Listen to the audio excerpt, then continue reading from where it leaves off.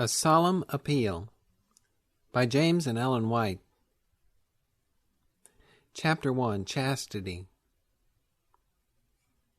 Definition of unchastity. Unchastity includes all the action, whether of body or mind, which is forbidden by the Seventh Commandment, and all that is therein forbidden may be included under the two following heads.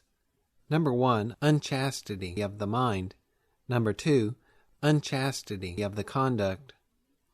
By unchastity of the mind is meant the conception of unchastity in the mind, the cherishing of impure desires.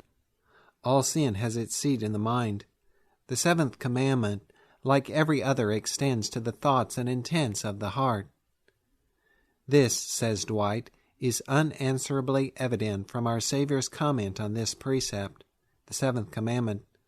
Whosoever looketh on a woman to lust after her hath committed adultery with her already in his heart. Matthew chapter 5, verse 28.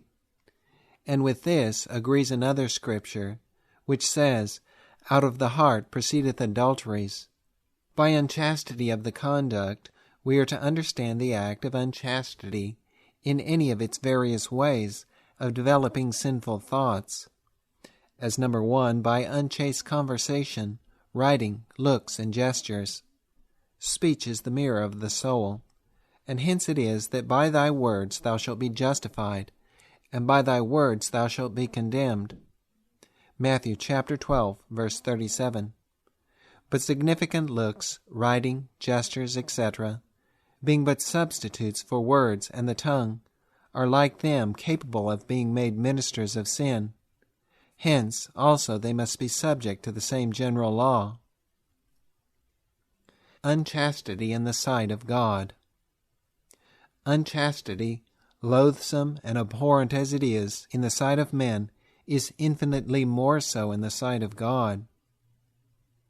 This is sufficiently evident in the conduct of the divine being in relation to it. The prominent place he has given to the law forbidding it, having written it in common with 9 others on tables of stone, for the universal government of universal man, and also the sanction he has placed upon it, having announced it amid the most sublime and awful symbols of the divine presence which the world ever witnessed. These considerations make it abundantly evident that God looks upon unchastity with the extreme of loathing and abhorrence. This view, however, is further evidenced in the fact that throughout both Testaments, unchastity is made the subject of frequent rebuke in language of the greatest detestation. Against no other form of sin are men more frequently and earnestly admonished. Effects of unchastity on the body. Sexual desire, cherished by the mind and dwelt upon by the imagination, not only increases the excitability and peculiar sensibility of the genital organs themselves, but always throws an influence equal to the intensity of the affection over the whole nervous domain, disturbing all the functions depending on them for vital energy, which is thereby increased upon or distracted from them. And if this excitement is frequently repeated or long continued, it inevitably induces an increased degree of irritability and debility and relaxation generally throughout the whole nervous and muscular tissues, and especially the nerves of organic life. And hence those lascivious daydreams and amorous reveries in which young people, and especially the idle and the voluptuous, and the sedentary and the nervous, are exceedingly apt to indulge, are often the sources of general debility, effeminacy, disordered functions, and premature disease, and even premature death, without the actual exercise of the genital organs. Indeed, this unchastity of thought, this adultery of the mind, is the beginning of immeasurable evil to the human family. Graham's Lectures to Young Men, page 57. Solitary vice. Testimony to the evil effects of solitary vice comes in from all quarters. Dr. Clark, the excellent commentator, says that self-pollution excites the powers to undue action and produces violent secretions which necessarily and speedily exhausts the vital principle and energy. The doctor goes on to speak of its consequences as disease and death, and then adds, "Reader, this is no caricature, nor are the colors overcharged in this shocking picture. Worse woes than my pen can relate I have witnessed in those addicted to this fascinating, unnatural, and most destructive of crimes. If thou hast entered the snare, flee from the destruction of both soul and body that awaits thee. Physiology always bears its testimony. Says Sylvester Graham, by far the worst form of venereal indulgence is self-pollution. This testimony perfectly accords with that of the divine quoted above. Says Mrs. Gove, the celebrated physiological lecturess, there is hardly an end to these diseases caused by solitary vice. Says the Reverend E.M.P. Wells, teacher in the School of Moral Discipline, Boston, respecting the habit of sexual self-indulgence, I should hope it was unnecessary to speak of its dangerous and evil effects. William C. Woodbridge, well known to the educational world, speaks of it as a solitary but fatal vice, spreading desolation through our schools and families, unnoticed or unknown. Tissot speaks of it as the cause of painful, long, disgusting disease. Says Dr. Woodward, the justly celebrated superintendent of the Massachusetts State Lunatic Hospital, a great number of the ills which come upon the young at and after the age of puberty arise from this habit, persisted in so long as to waste the vital energies and enervate the physical and mental powers of the man. Todd, in his Student's Manual, page 147, says, I have known very many young persons who have daily polluted themselves with this vice, and that too for a number of years. I have lamented the fall of many whom I have seen fall victims to premature death for this foul cause alone, some while in the halls of education, and others soon after leaving college, adorned with its higher honors.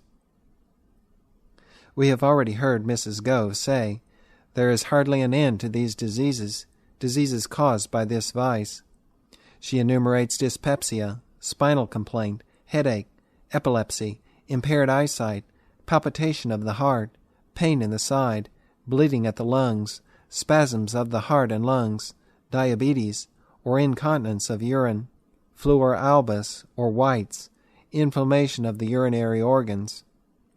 Dr. Deslandis, besides many of these, instances rheumatism, affected perspiration, consumption, asthma, catarrh, polypus of the heart, affection of the bones, fevers, priapism strangeri, polypus uteri, blood discharges, etc., etc. The following startling case occurred but a few miles from the residence of the writer. It is received on credible information. A boy about 4 years old was afflicted with weakness and stiffness of limbs. The exact symptoms the writer has not learned. His parents at length carried him to a distant physician. The physician, after sufficient inquiry, told them that the child handled himself too much. They returned, doubting what this could mean. Suggesting the matter to some of their neighbors, their eyes were opened. Well, said they, we will stop that. And they did stop it by bandaging the genitals. And lo, the child soon stopped being feeble and lame. He is now a healthy boy. Dr. Goupil, as quoted by Deslandis, gives a full and particular account of a little boy who at 2 years old was epileptic from this cause. The vice was taught him by his nurse. We say taught him. Perhaps we should say fastened upon him at early infancy only as a notion, however, which hurried on excitement and rendered him paralytic. By the most vigilant use of mechanical means for confining the hands, covering the genitals, etc., the child was at length cured. He now enjoys good health, and with the exception of a remarkable loss of memory, retains no trace of his former indiscretions. Instances like the above are doubtless of very rare occurrence, and when they do occur, must be supposed to be the result of the combined action of all the circumstances, constitutional and external, favorable to their development. that the debasing habit is often commenced before puberty, and in the language of an eminent physiological observer, frequently many years before, is however quite indisputable. But after all, very little of the mischief of this sin is known. It is a secret vice, a vice which its patrons are ashamed to confess, and hence, provided they themselves know it to be the cause of their suffering, they are slow to acknowledge it. Or if knowing this, they abandon it, and so get well, feeling under no obligation to publish their indiscretion. Some medicinal nostrum obtains all the credit of their cure. And further, if knowing its evils they persist in it, in spite of them, why they have then no motive for exposing it. But if, as is generally the case, they are ignorant of its injuriousness, then certainly they will not reveal it. So that every way the conclusion forces itself upon us, that comparatively very little of the mischief of solitary vice is known. Indeed, very little of it is known to the victims themselves, much less than to the community.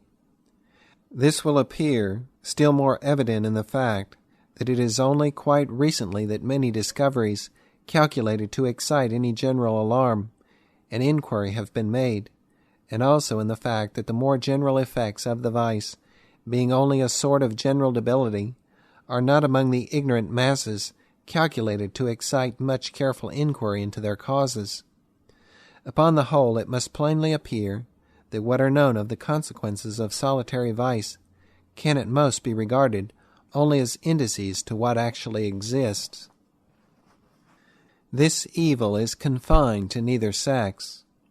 Its ravages, though not as extensive, are, however, most dreadful among the females. We have before us numerous published cases of the horrible nature taken from the history of both sexes.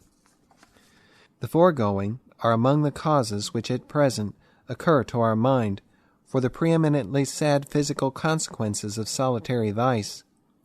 But whatever view the reader take of these causes, we charge him never to hazard their consequences, and this charge we give in the name of his own health and life.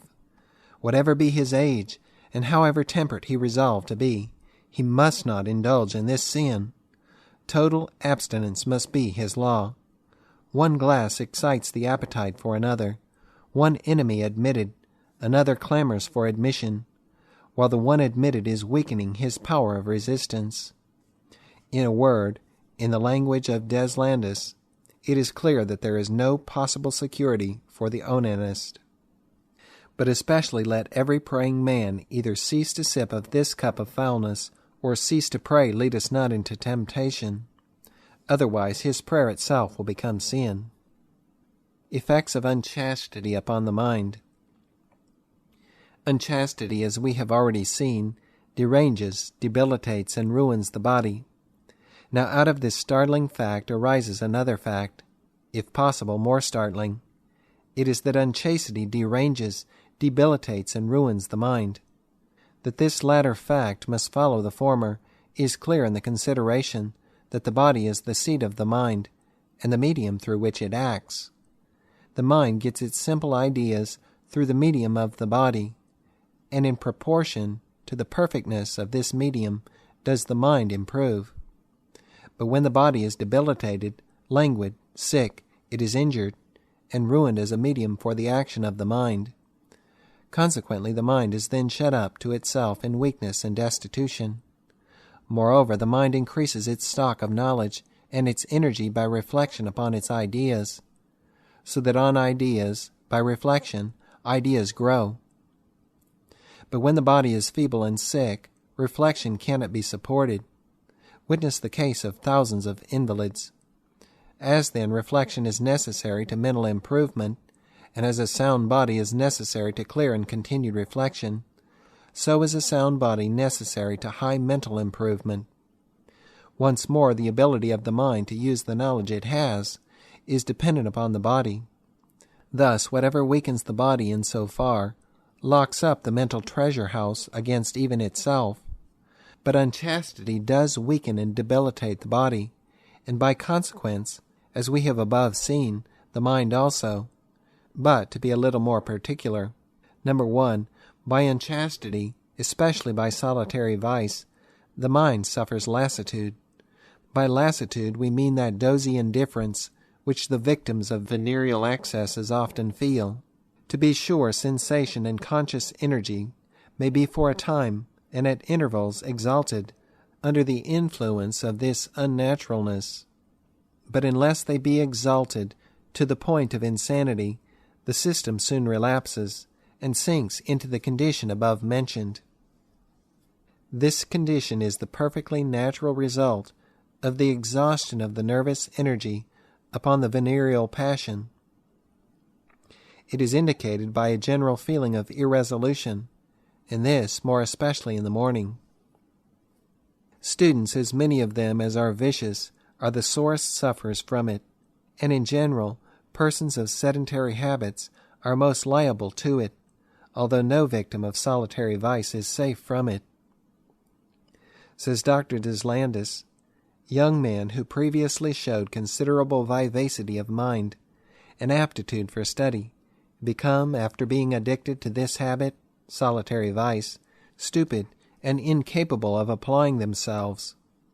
It is evident that this transitory state, which immediately succeeds the act of venery, becomes continued when this act is frequently repeated, because time is not allowed for the effects of it to pass off. But if unchastity, more especially solitary vice, unfits students for their work, so does it young farmers, mechanics, seamstresses, etc. for theirs. It is always and everywhere evil, only evil, and that continually. Number 2. By unchastity, especially by solitary vice, the mind suffers permanent debility. Dr. Woodward says that loss of memory and power of application shows the devastating effects of solitary vice upon the mind. Says Todd in his student's manual, remembering that the fruits of this habit, solitary vice, are number 1, great debility of the memory, number 2, great prostration and foolish imbecility of the mind.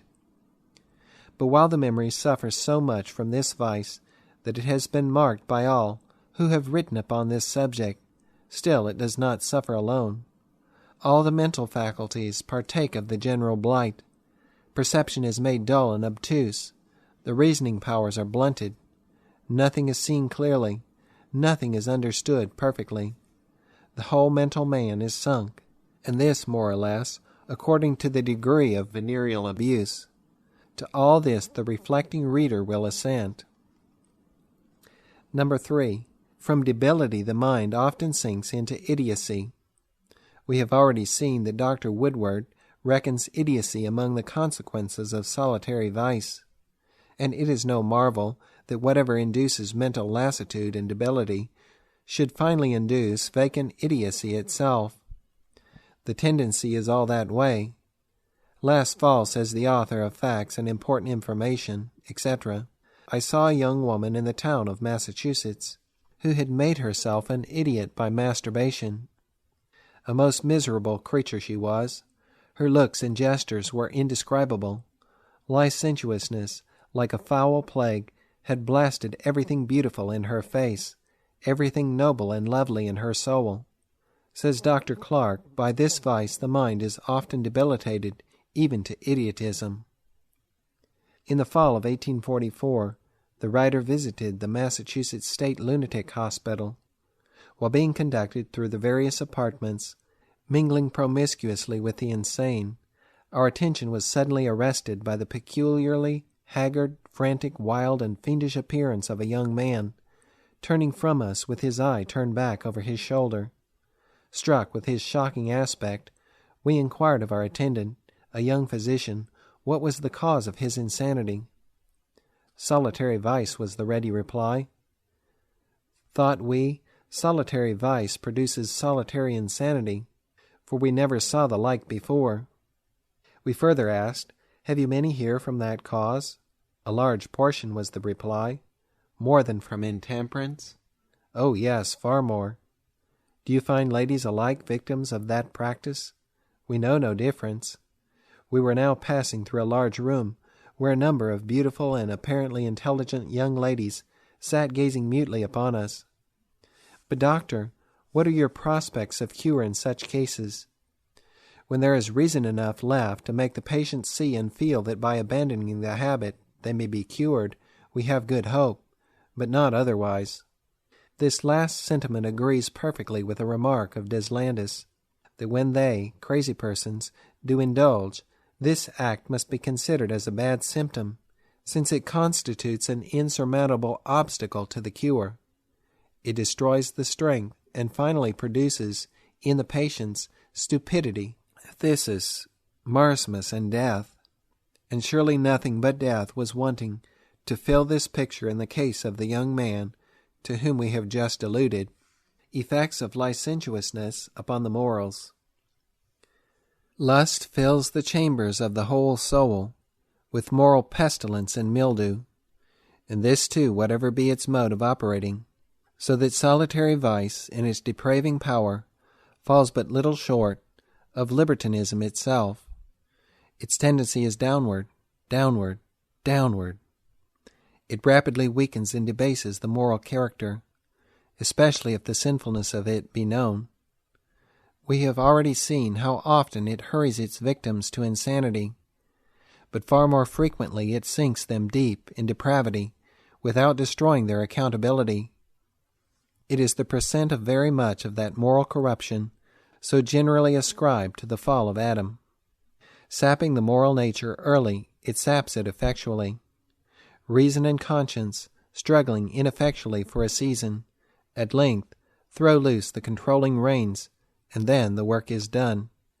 Few, if any, confirmed onanists, but are depraved to the level of any and every form of venereal sin. And certainly they who are thus depraved will shrink from very few acts of crime, whenever their interest or their passion shall summon them to wickedness.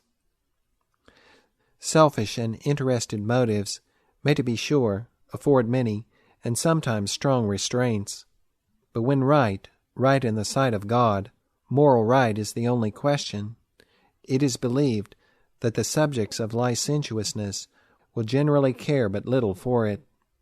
Causes of unchastity. We notice bad education as a cause of unchastity.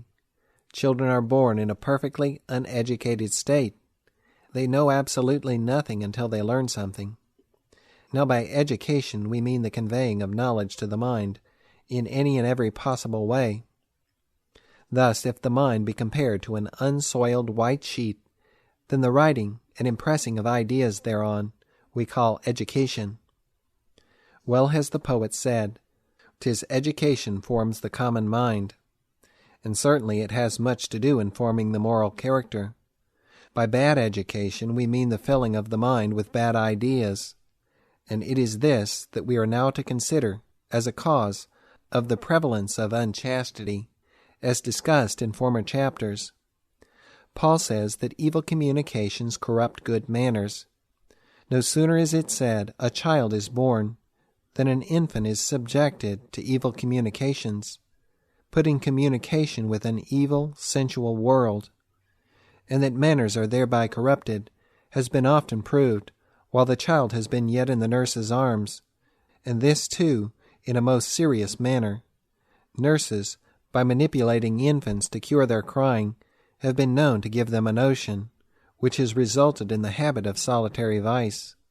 This, the reader will say, is early education with a vengeance, and yet numbers of instances of this kind are on record. The reader must judge for himself how many are unrecorded.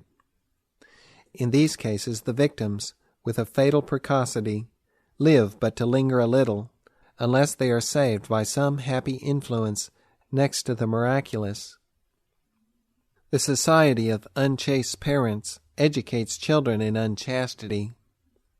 It is surprising to see how early the child catches the traits of the parental character. So intimate is the parental relation that to avoid this is quite impossible. The looks, the gestures, the words, the insinuations, at first a mystery to the child, are soon solved by its tiny reflection. Children are listeners at a very early age, and the smile of approbative indifference with which the parent speaks of deeds of lewdness, as they are occasionally occurring in the community, is very soon transmitted to the little listener, and the child, concluding, of course, that cannot be very wrong which is smiled over, learns to look upon such deeds without abhorrence.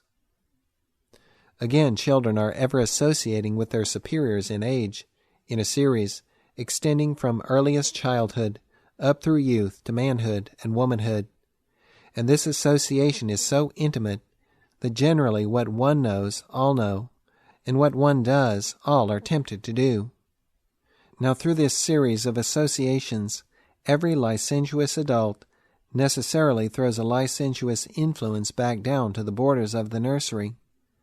Thus, while one instructed child becomes himself an instructor, and indeed, while every child is both pupil and teacher, receiving lessons from the older and handing them down to the younger, it is by no means wonderful that the process of education goes on so rapidly. And when this education is of a sensual character, why should it be thought remarkable that some of the forms of unchastity should be found in very early childhood? The writer knows a large family, one of the boys of which, perhaps 5 years old, has been repeatedly caught practicing fornication with his little sister, and also trying to seduce other little girls. He knows another little boy who will practice upon little girls what in older persons would be pronounced the height of immodesty and imposition, but in all this there is nothing singular when the educational influences of society are considered. Children at school are sometimes educated more in wickedness by bad associates than they are in righteousness by their proper teachers. But even the education proper of the schools has sometimes been very unfavorable to chastity. The mind has even there sometimes lost its balance by constant efforts to strain up the intellect to the neglect and expense of the moral sentiments. The animal propensities left to a constant revel, man grows sensual and brutish. We notice ignorance as one of the causes of unchastity. Ignorance of the extent of the claims of the law of chastity is a negative cause of sad mischief. That this law demands a chaste mind as well as chaste words and actions is to many a new idea. That it forbids solitary vice is unknown to very many of the oldest men of our day, and many who deem solitary vice wrong see nothing wrong in the cherishing of amorous reveries and lascivious daydreams. And still more are they who have no idea of the excesses of married life being by this law forbidden. The consequences of this ignorance, as we have already seen, just what might be expected. One is a mental adulterer, another is an onanist, and another still is a married legal sensualist, and all three, if not perfectly at ease morally, are kind of conscientious, and think themselves innocent of any violation of revealed law. Now who will wonder that unchastity should under these circumstances spread itself so rapidly? Parents, through ignorance, leave their children an easy prey to filthy vice.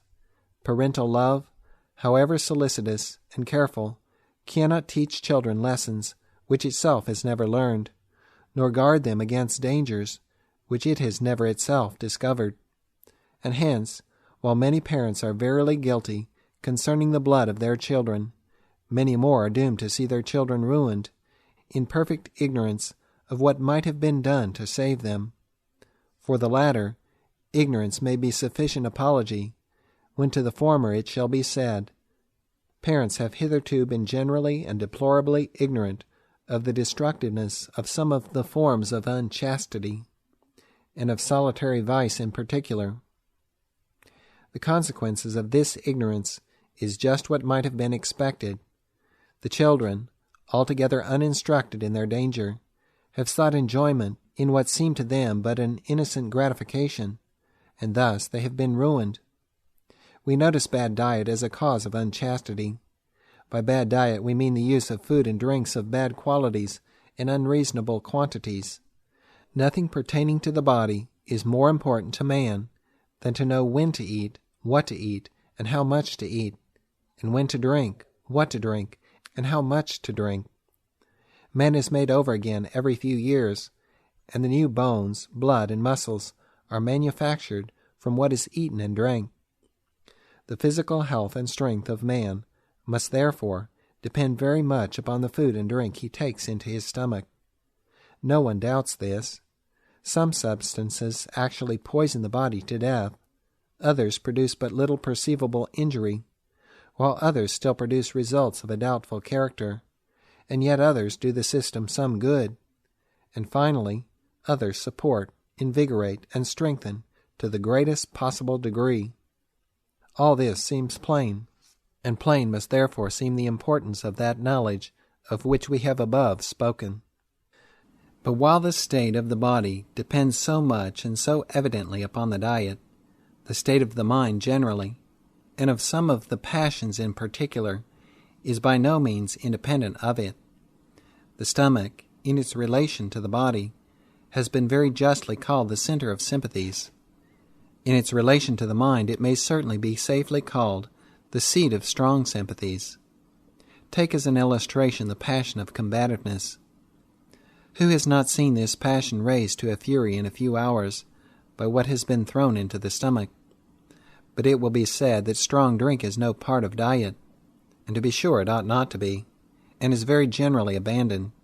But so specific are alcoholic liquors in their action upon the venereal passion, that harlots and libertines use them, almost exclusively for raising and supporting the exhausted venereal energies. Now if alcohol can thus work upon the passions, through the medium of the stomach, why may not other articles receive thereinto? Most certainly they may. There is an open thoroughfare between the former and the latter. Thus are the passions well or illy affected by everything of substance that is eaten or drank. Food, too, which is not in its nature unduly stimulating, from being taken in too large quantities, produces alarming disturbances among the passions. Whatever is taken into the stomach must be disposed of in some way or other. Otherwise health fails, and the body dies. Moreover, the organs of digestion, nutrition, and elimination are capable of disposing no more than a certain quantity of food and drink without injury. The instant, therefore, that they are tasked beyond the design of their organization, they suffer fatigue and irritation. When the overtasked system is in a good tone, it will for a time perhaps relieve itself by vomiting, diarrhea, etc. But it soon becomes incapable of thus relieving itself, and either dies in the attempt or sinks into a decline. Now with all this, and especially with whatever pertains to the stomach, the nervous system strongly sympathizes, and through that the passions are disturbed, irritated, and inflamed. The disturbance produced by excessive alimentation is quite mechanical. The food passing from the stomach, but half digested, for it is obliged to pass out to give place to more, irritates the mucous membrane, or inner coating of the bowels, with its coarseness and its crudity, while from it the lacteals are capable of extracting but very imperfect chyle. Now for the same reason that the half-digested food irritated the bowels, this poor chyle irritates the duct through which it is conveyed into the circulation, and now the blood, loaded with this crude chyle, goes irritating through its million channels. The blood being thus imperfect, the glandular secretions from the blood are imperfect also. The liver secretes crude and acrid bile, while the acrid secretions of the kidneys go scalding along the ureters, inducing strangury and every species of disease about the urinary system. Now, not to be too tedious, we affirm that any person of common sense and common reflection must see that this general mechanical irritation of the system must seriously affect the passions generally, and the venereal passion in particular. The location of the genital system is right in the way of this irritation, and necessarily participates largely in it. Now, in view of the connection between the stomach and the passions, who can wonder that unchastity so much prevails in this land of gluttony? Who, in view of this, can wonder that venereal propensities are so early and strongly developed in children, weaned on pork and brought up to eat all they can of the most exciting articles of food, all they can at regular hours, and all they can between meals, Who is surprised that they should be early drunk with amative passion?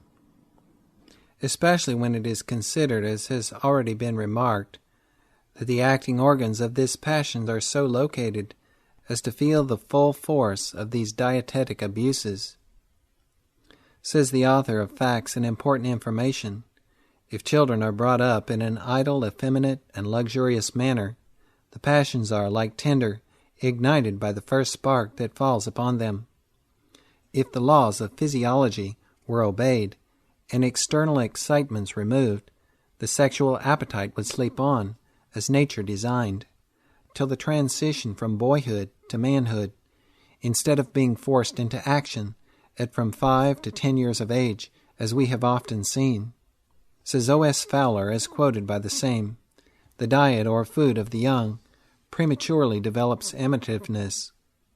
There unquestionably exists a reciprocal relation between the body and the animal propensities. We have no room to introduce the proof of this principle, although it is indispensable in order to enforce the inference that tea, coffee, snuff, tobacco, candies, flesh, etc. stimulate the animal propensities and excite amativeness. The position, however, is undeniable, that whatever artificially excites the body thereby stimulates the animal propensities more than the intellectual and moral faculties. Tea, coffee, flesh, spice, etc.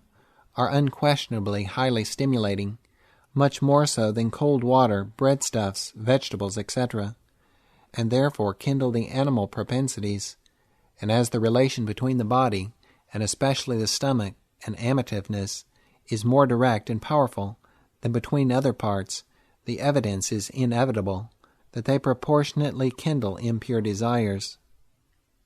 Says Graham, this, the sexual propensity, is more or less powerful and imperious, according as the dietetic and other habits are more or less correct. Dr. Woodward, of the Massachusetts State Lunatic Hospital, expresses the same sentiment, and indeed to this sentiment all dietetic writers which we have seen agree. And who does not? The sentiment is almost as plain as a geometrical axiom. Sedentary habits, unrelieved by sufficient exercise, increase the liabilities to unchastity. Exercise is the law of the human constitution. It is penal in its claims. Sedentariness ever brings suffering, while virtuous activity is health, strength, and peace. This is as evident in philosophy as it is in fact. One might as well look for limpid and pure cold waters in the stagnant marsh as for the freshness and vigor of health, whether of body or mind, in the victim of unrelieved sedentariness. By it the circulation is rendered irregular.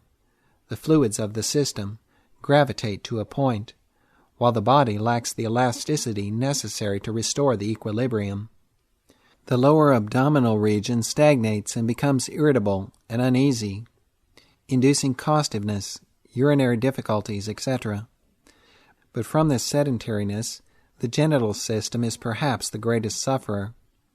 Excited in common with the bowels, etc., almost and often quite to inflammation, its secretions become profuse, and its peculiar excitement often nearly constant. This excitement is thrown back upon the brain, thereby filling the mind with lascivious thoughts, and painting lascivious images upon the canvas of the imagination.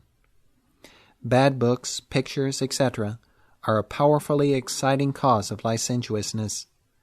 No one has ever seriously disputed the apostolic declaration that evil communications corrupt good manners.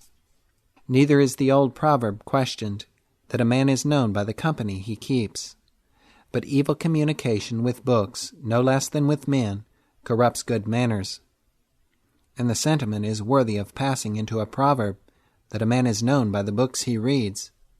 Books are men, not paper men, but men on paper. And these influence the character of their readers, as do men in the flesh the character of their companions. Show me a man's books, the books of his choice, and I will show you the man himself.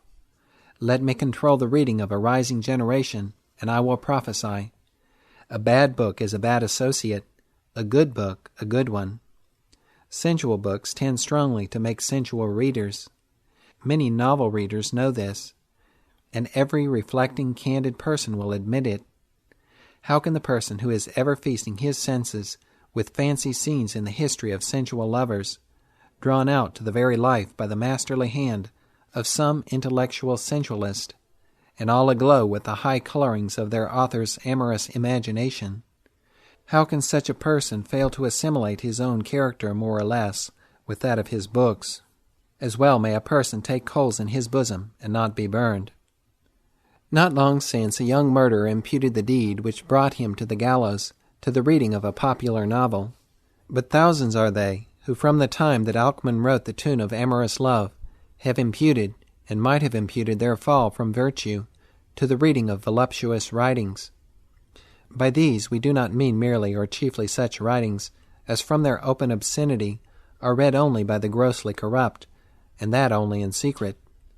These are comparatively harmless in the present state of society, but we rather mean such writings as make a show of modesty, are interspersed with excellent sentiments, and set off with fine embellishments, while at the same time by their designed associations and sly allusions they play in upon the animal passions, and keep them under constant excitement. And it is because very much of modern reading is of this character that the animal passions, unstayed by instinct, are prevailing with so much force throughout the community. Speaking of unchastity, Dr. Dwight says, "Most unhappily, aids and allurements to this licentious indulgence are never wanting. Genius in every age and in every country has to a great extent prostituted its elevated powers for the deplorable purpose of seducing thoughtless minds to this sin.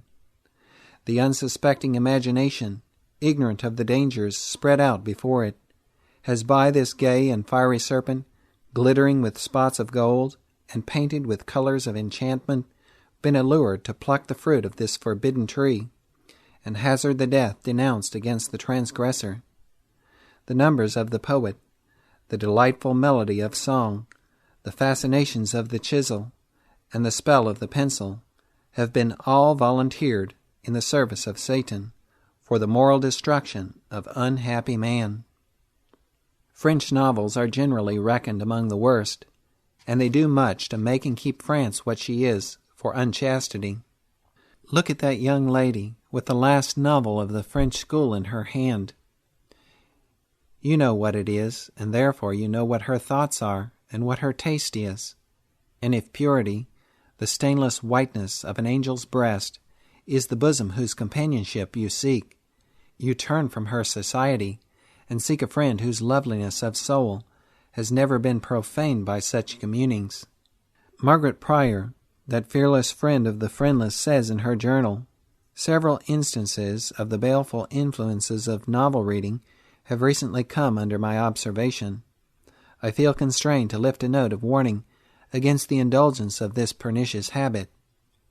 Nothing tends more to destroy virtuous principles or promote the growth of unholy appetites and passions. It is a real barrier to all useful acquirements, and if persisted in, will effectually counteract the most faithful religious instruction. Novels are my prayers," said the dying harlot. The evils of licentiousness can never be stayed, so long as voluptuous reading keeps up the excitement of the public imagination. Want of employment.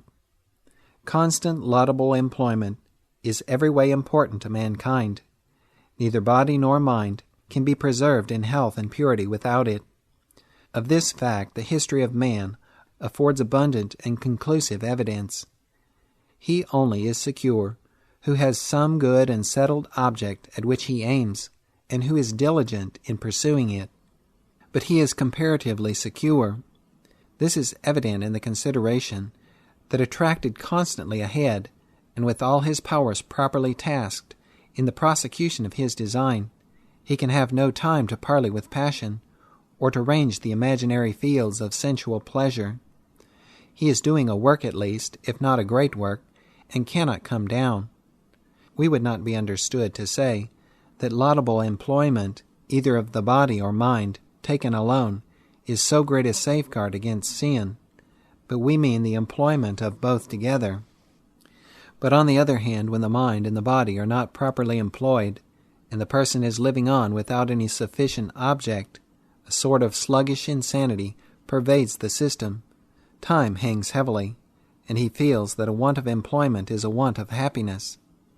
The restless imagination now roves the fields of sensuality in pursuit of pleasure.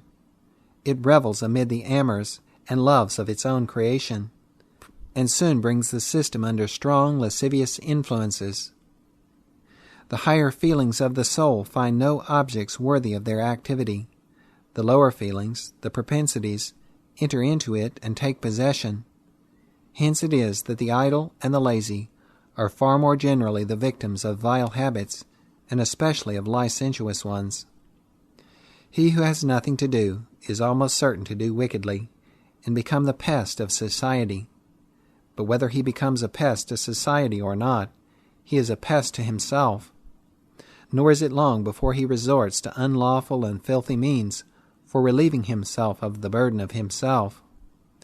Every lascivious person knows that when he is without any settled object, and out of employ, he is far more subject to passion than when he is diligently pursuing some interesting object. He knows that, for instance, in the morning, when he feels no sufficient call of business to bring him early off from his bed, he is almost sure to lounge amid lascivious imaginary scenes and the clamor of sensuality. And so of every hour of daydreamish leisure. Want of employment, then, laudable, interesting employment, during the hours of waking, is a prominent cause of the evil we are discussing.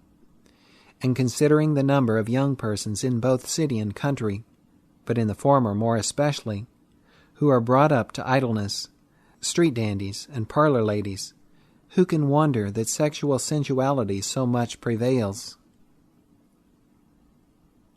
Cure of unchastity. We notice good education as a means of cure. We have already noticed bad education as a cause of unchastity. We now remark that insofar as bad education is a cause of this evil, insofar as good education a cure.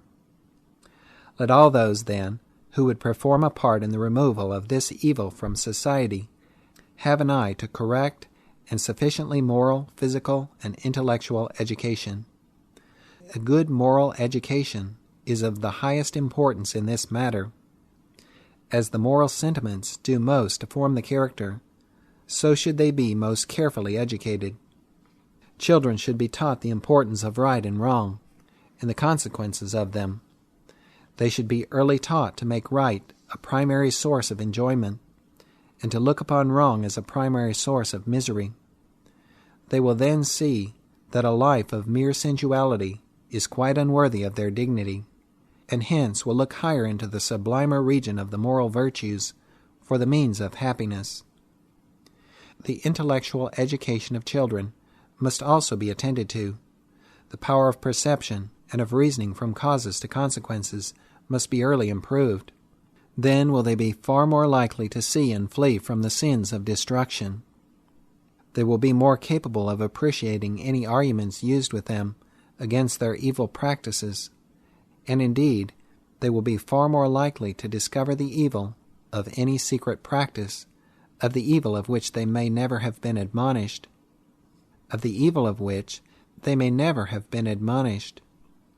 When the intellect and moral sentiments are justly cultivated, the subject may be regarded as comparatively safe, but the cultivation of these would be far less important were it not that when they are healthy and active, the lower passions, and especially the amative one, find far less motive power in the imagination, and consequently are comparatively and sufficiently quiet. The person with an active intellect, sanctified by the moral sentiments, rises above the world of passionate sensuality, and looks down upon it with unmingled disgust. We have elsewhere noticed society as an educator. Parents and guardians will see the importance of withdrawing their children as much as possible from bad society. Children, however, must not be secluded from society altogether. This were, under ordinary circumstances, as injudicious as it is judicious to give them the purest society which their case and location admit. Let parents and guardians remember, too, that they are necessarily the prime educators of their children, and govern themselves as an enlightened love for children will dictate. Much may be done, too, by schoolteachers, ministers, and indeed by everyone whose influence extends to children. But in order to teach, parents, teachers, ministers, etc., must be themselves instructed. But some there are who tell us that instruction on the subject of unchastity can serve only to aggravate the evil, or at least that it does more hurt than good. The whole question, therefore, to apply the language of Dr. Combe, resolves itself into this: whether it is more beneficial to enlighten the understanding so as to dispose and enable it to control and direct this feeling, or under the influence of error in philosophy and false delicacy founded upon it, to admit it to riot in all the fierceness of animal instinct, withdrawn from the eye of reason, but not thereby deprived of its vehemence and importunity. We hope every reader, and especially every doubting one, will pause a minute over this last quotation and ask himself whether it is better that man should be governed by passion than that passion should itself be subject to enlightened reason, and he be governed by the latter, aided by revelation. If it be not better, then let reason be enlightened upon the subject. If light is better than darkness, and Jesus says, "He that walketh in the dark stumbleth," then let light be poured upon the path of every son and daughter of Adam. Raise the light over the shoals, lift the beacon indicating the whirlpool, hoist the flag over the precipice, point to the cloud in which wrathful fires are gathering, and cry in the ears of all, "Danger, danger! Do thyself no harm, because there is wrath, beware!" In a word, say anything, do anything which can serve to alarm the old, the young, the middle-aged, of the dangers from any and all the forms of unchastity. The prevention and cure of unchastity requires strict attention to diet. It requires neither feasting nor fasting, however, but a plain, moderate, and yet sufficient diet. A living made up of articles of food, which, while they are sufficiently nutritious and easy of digestion, are at the same time free from acrid and exciting qualities, and hence all greasy, highly seasoned, rich, and mixed dishes should be carefully avoided. Not irritants, but emollients are demanded by the delicate mucous coatings of the internal system, and therefore it is that ardent spirits of every kind, as well as fashionable table teas, coffee, etc., are so mischievous in their operations. These may excite the passions, but never allay them. For this last purpose, no beverage is so excellent as that soft, limpid element which gushes from 1,000 springs. A diet chiefly or wholly farinaceous and vegetable is evidently best adapted to allay passionate excitement. Flesh-meat diet is more stimulating than vegetable. Consequently, it is plain that all those who suffer or are exposed to suffering from too high venereal excitement should abandon it. All food need be and is stimulating, some kinds more and some less. Some persons also can bear the more stimulating, but every person who is already suffering from excitement in the passions should seek the plainest, softest table articles, avoiding recipe cakes, pastries, too much salt, saleratus, etc., etc. When children shall be taught correct habits of diet, much, very much will be done toward the removal of secret vice and other species of unchastity from society. A good diet is of great price, but especially so to children, whose systems are yet in their greenness, but rapidly advancing to maturity. The fabric takes its character very much from the material wrought into it. Let parents bear this in mind. Let them lay this to heart, and cease to encourage precocious and extravagant venereal excitement in their children, by pampering them with miserable dainties, meat instead of milk, pork instead of bread. For by such indulgent pampering, a growth of passion has in numberless instances been excited, which has eventually brought down the parents' gray hairs with sorrow to the grave. Activity. Nothing is more important to the prevention and cure of unchastity than activity. More lust is generated during the leisure hours of sluggish inactivity than during all others. It is during these stupid seasons of dreamishness that the blood accumulates upon the venereal system, while the imagination strolls about creation, bringing in the fruits and flowers of every forbidden tree. A lascivious mood, resulting in lascivious conduct, is of course the consequence, whereas on the other hand, during the hours of laudable, engrossing activity, the blood flows regularly and cheerfully and impartially throughout the whole system. Consequently, no part of the system is unhealthfully excited. At the same time, the mind being engaged in directing the body's exertions, the imagination has no opportunity for arousing and pampering the passions, and so they remain tranquil. Doubtless this is according to the experience of all who have had any experience in the matter.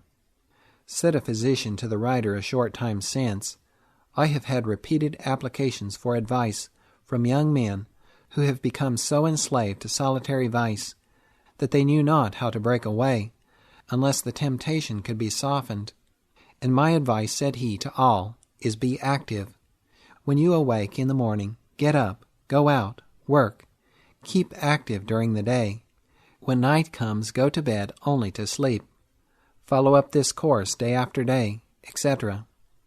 Now this advice is to the point, and those who follow it will do more to shun temptation and sin than can be done for them by all the medical prescriptions for this matter, by all the sons of Aesculapius, since the world began. Let lascivious sufferers take the idea. Let parents take the hint, and bring up their children to active labor. Yes, labor, ye sons and daughters of idleness and of the parlor. Labor is what your delicate constitutions need.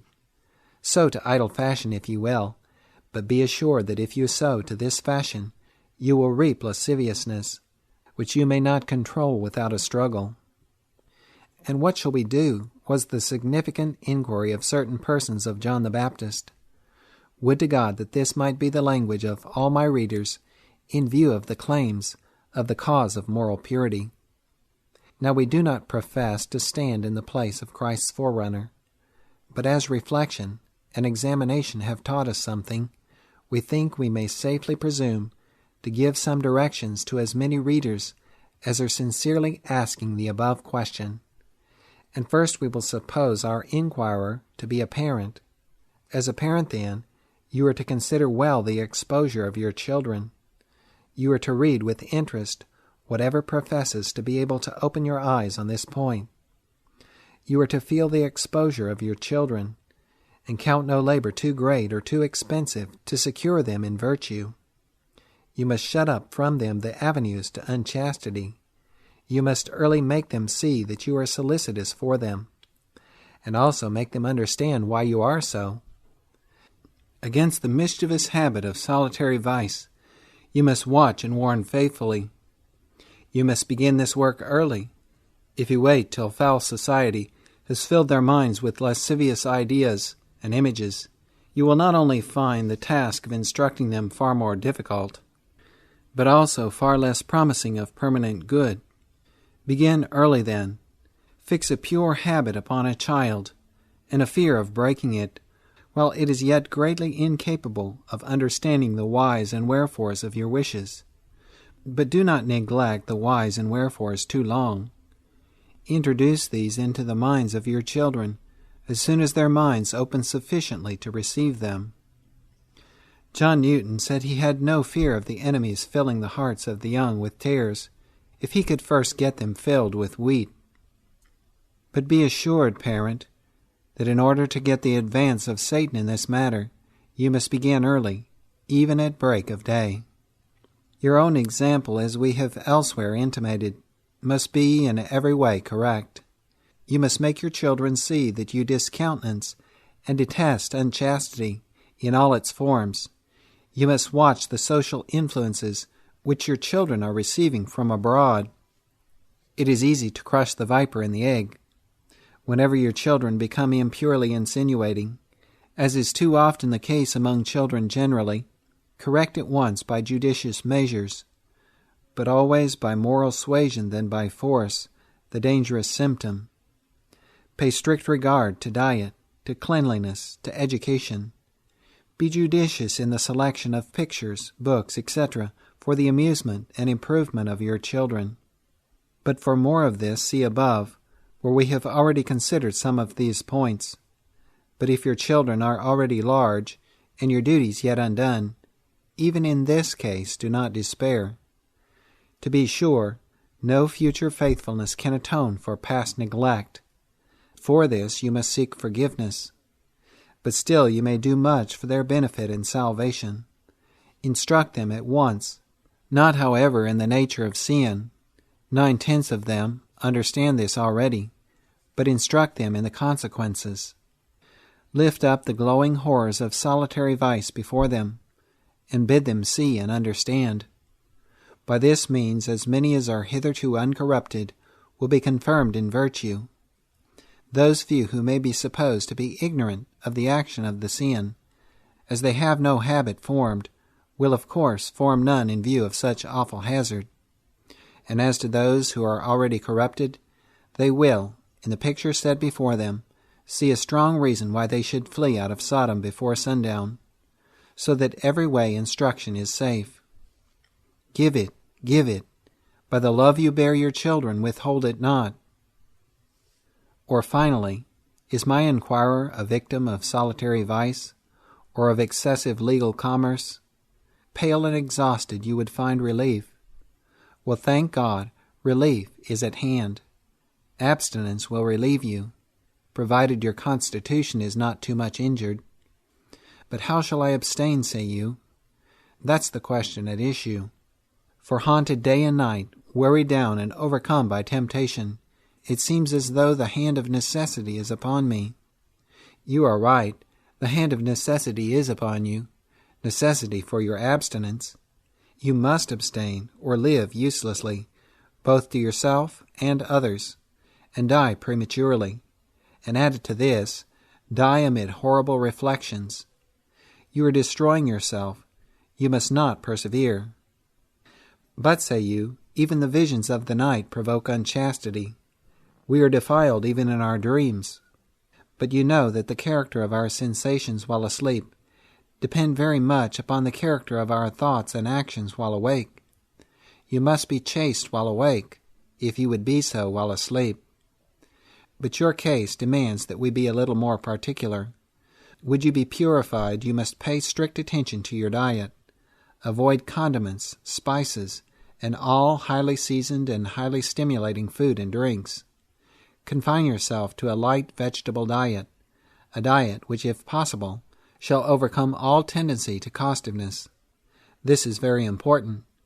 Drink only water. Eat light suppers. Rise early as you wake. You know your danger from morning lounging. Be active. Labor all you can without great fatigue. Bathe often in cold or nearly cold water. Carefully avoid excitement of every kind. Consider your dignity as a moral and intellectual being, bearing the impress of divinity. Rise above sensual thoughts. Remember that you are allied to angels no less than to brutes, to the purely spiritual no less than to the exclusively sensual. Lift up your head and heart. Feel above sensuality, and under God, you will soon be above it.